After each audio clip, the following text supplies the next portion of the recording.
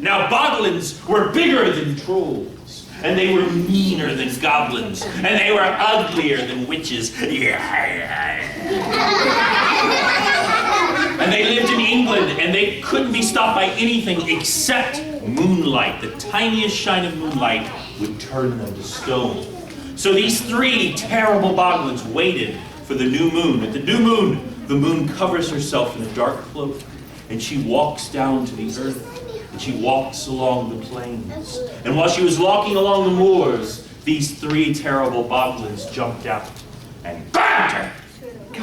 And the first one, whose name was Howler, because he would howl like this. Ow! Do that with me. 1, 2, 3. Ow! He grabbed her and tied up her hands with rope. And then came Growler, because he would growl like this. Rah! Give me a really good growl. 1, 2, 3. Okay, that's pretty scary. Good. And he tied up her feet with chains. And then came the last one. His name was Flibbertigibbet!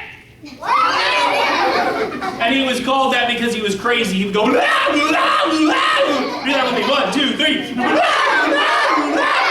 Wow, you parents should have told me they were so good at being crazy. Wow. Now, he put a bone mask on her face so she couldn't turn them to stone, and they began to laugh.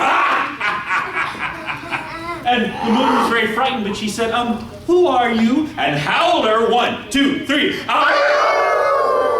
He said, we are the Boglins. He goes, why have you captured me? And Growler, 1, 2, 3. Good. He said, we have captured you because you can turn us to stone. And she goes, what are you going to do with me? And Flibbertigibbet said, 1, 2, 3. He said, we are going to eat you. Now, the moon was very frightened. But she knew more than anything that Boglins liked to argue. Have any of you ever argued with your brothers and sisters? Maybe just once or twice? Big time. Big time? Yeah, very honest. Yeah, there you go. Hands way up in the air. Big time. Now, Boglins loved to argue, so the moon said, if I'm going to be eaten, I should be eaten by the most terrifying Boglin. Which of you is that? And immediately they began to argue, and Howler, 1, 2, 3.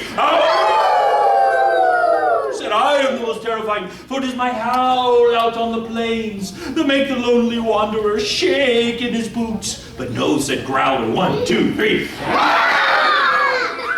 Good, very good. He said, no, it is my growl under children's beds that make them shake at night. But no, said Flibbertigibbet, 1, 2, 3. He said, no, it is my crazy cackle outside of old women's houses that make them shriek. And they argued and argued so much, they forgot about the moon. And the moon, she undid the chains around her arms. She undid the ropes at her feet. She took the bone mask from her face.